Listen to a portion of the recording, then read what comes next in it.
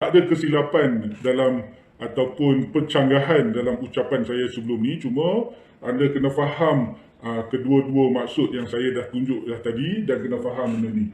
Jadi perbezaan kita adalah pada perkataan tidak yang awak masukkan sebagai tolak dan saya masukkan sebagai belum, yang bersesuaian dengan Aqsa dan juga bersesuaian dengan surah Al-Hujurat ayat 14. Jadi setakat itu dulu. Jika anda masih nak menjawab video ini, silakan, saya tak akan respon lagi.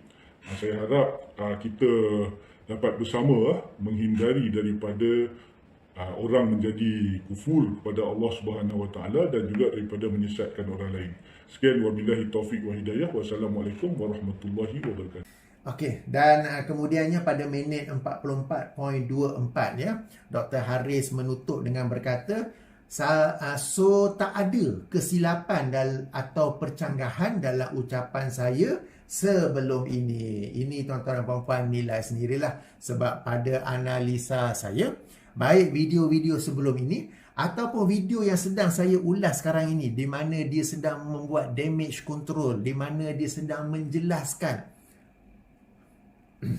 kesilapan demi kesilapan demi kesilapan ya. Jadi tak apalah, macam saya kata, peranan saya ialah menjelaskan tentang iman, tentang apa-apa semua tu yang telah pun saya jelaskan dalam video yang sangat panjang ni kan. Dalam video yang sangat panjang ini, tuan-tuan dan puan-puan ambil iktibar sendirilah ya, apa yang telah saya jelaskan. Baik, poin terakhir sekejap ya. Okey tuan-tuan dan puan-puan, poin terakhir. Tuan-tuan pun dah letih dengar, saya pun dah letih cakap. Apalah, sikit lagi. Okey, ingat tak mula-mula tadi saya kononnya secara kebetulan tunjuk buku 90 pelajaran tentang bid'ah. Kononnya nak tunjuk satu bab tentang keyakinan Nur Muhammad. Ingat tak apa yang saya cerita? Bahawa dalil mereka ialah ayat 15 surah Al-Ma'idah. Dan mereka ini memiliki keyakinan bahawa semuanya bermula dengan Muhammad, semuanya kerana Muhammad sallallahu alaihi wasallam. Baik, dalam video yang ditunjuk, dalam video asal Dr. Haris Ismail ya, perasan tak satu perkara tu? Ni yang saya tunjuk depan skrin anda ni. Iman adalah keimanan kepada Rasul. First kali ya, iman adalah keimanan kepada Rasul. Dia bukan kepada Allah tau, tetapi kepada Rasul. Okey? Ini daripada bukunya. Ini tangan Dr. Haris ni. Okey. Daripada buku yang sama ni, Allah, Syariat dan Hakikat, satu pengenalan dia. Baik. Kemudiannya apa? Alright.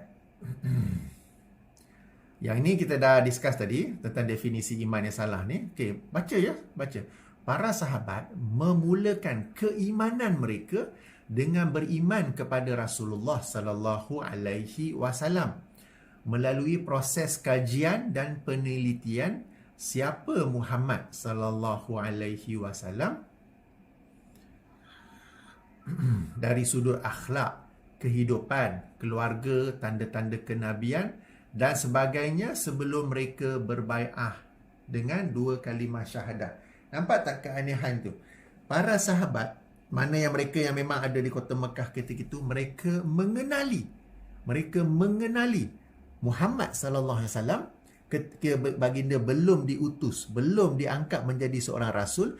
Mereka mengenali baginda sebagai seorang yang berakhlak mulia, sebagai orang yang boleh dipercayai, juga disebut sebagai apa? Al-Amin kan? Al-Amin. Tetapi mereka tidak beriman kepada baginda.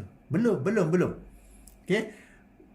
Yang kita baca ni apa? Para sahabat ni memulakan keimanan kepada Rasulullah. No. Mereka mulanya mengenali Rasulullah sebagai seorang yang berakhlak baik, seorang yang dipercayai, disebut sebagai Al-Amin ya.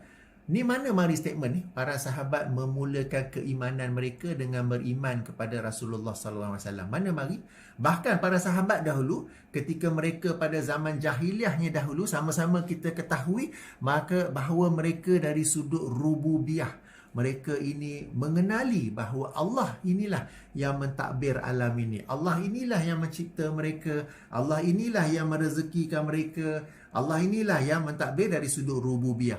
Cuma dari sudut uluhiyah, dari sudut ibadah, mereka telah salah. maka Rasulullah SAW datang untuk mengajar mereka tentang Allah, bahawa Allah itu ditauhidkan, diesakan bukan sahaja dari sudut rububiyah tetapi juga dari sudut uluhiyah dan juga asma wa sifat.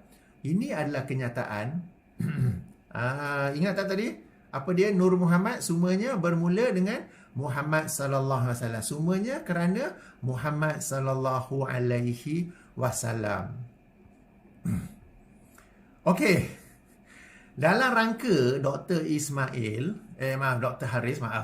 Haris Ismail, dalam rangka dia menjelaskan asar Ibnu Umar yang dia jadikan hujah tu, yang telah pun tertolak kan, yang bawah ni kan. Tuan-tuan dan puan-puan perasan tak apa ayat dekat atas ni? Dalam bab Nur tadi kita telah rujuk intisari kandungan. Sekejap, mana tadi? Intisari kandungan, salah satu daripadanya ialah Nur. Kan? Tetapi macam terlalu general, takkan kita nak sebut Nur kan? Takkan nak sebut Nur Muhammad kan? It could be anything. Mungkin Nur Torchlight. Kan? Mungkin Nur apa-apa ke kan? Tak apa. Tapi perhatikan, bila dalam bab Nur ni, dalam Al-Quran terdapat sebutan tentang Nur. Antaranya ayat yang mana?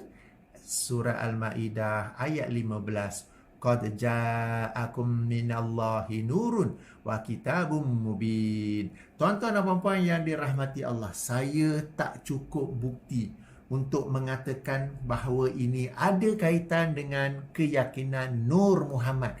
Tetapi ini adalah tanda-tanda awal. Mungkin keseluruhan buku ni tak ada bicara tentang Nur Muhammad pun. Sebab pengarangnya tak mahu orang akan terus, ini akidah Nur Muhammad salah. Tapi dia bawa pengenalan awal, sisi-sisi awal saja bagi orang yang tajam, bagi orang yang tahu tentang Nur Muhammad ni. Dia baca statement tadi, awal sekali iman adalah keimanan kepada Rasul. Kemudian para sahabat ni mula semua dengan Rasul. Kemudian ada pula ayat ni, ini adalah tanda-tanda awal. This is the early clue of keyakinan Nur Muhammad. Saya tak tuduh buku ni bawa Nur Muhammad. Saya tak tuduh pengarangnya itu berkeyakinan Nur Muhammad sebab tak cukup bukti. Tetapi ia merupakan tanda-tanda awal. Okey, tanda-tanda awal. Dan sama-sama juga kita telah tahu bahawa buku tersebut ialah buku Tauhid Tasawuf, Tauhid Sufi. Okey, Tauhid Sufi ya, boleh nampak kan? Tauhid Sufi ya. Okey, dan kita juga dapat lihat reaksi Dr. Haris Ismail. Dia memang ada buat video-video dia sebelum ni. Tetapi apabila sesi dialog antara Ustaz Salman Ali dengan Ustaz Engku Ahmad Fazil, sesi dialog tersebut, dia memberi fokus yang ekstra. Dia memberi perhatian yang ekstra. Daripada belum lagi bermula, daripada perbincangan awal, ada konflik-konflik tu juga, dia pun telah highlight dan kita telah nampak daripada awal lagi dia telah bias kepada mana, sampai menghasut lagi kepada kuib apa semua tu. Ini video tu masih ada lagi, tak silap saya, dalam channel beliau yang lain, Manhaj Nubuwah. Kemudian setelah berlangsungnya dialog tersebut, dia pun telah membuat analisa yang beliau sendiri angkat bakul dengan kata analisa yang paling adil. Kemudian analisa demi analisa. Dia nak analisa tak apalah. Tapi yang menjadi isu, kenapa dia begitu berminat? Kan? Sebab bila Tauhid Sufi ni, Tauhid Sufi nama lain tasawuf. Dr. Haris ni ada ikut mana-mana tarikat ke? Ada kaitan apa ke? Sebab kita sama-sama tahu Naqsyabandiyah Al-Aliyah ini tarikat Sufi. Syekh Nazim Al-Haqqani ini kita kata pemimpin kerohanian, spiritual leader dalam tarikat Sufi. Dan dia pun 4 tahun belajar. Kita tak nak katalah kan, tapi tak tahu nak ketawa ke nak sedih ke kan. Dia pun dalam Tauhid Sufi. Jadi kita nampak dia ni sebenarnya ke arah mana ya, dan tidak dapat dinafikan. Walaupun tak cukup bukti nak kata secara confirm, secara jelas, tetapi pada waktu yang sama tidak dapat dinafikan bahawa terdapat tanda-tanda awal Nur Muhammad dalam buku tersebut yang ditalaki dengan bangganya oleh Dr. Haris selama 4 tahun itu ya, selama 4 tahun tu.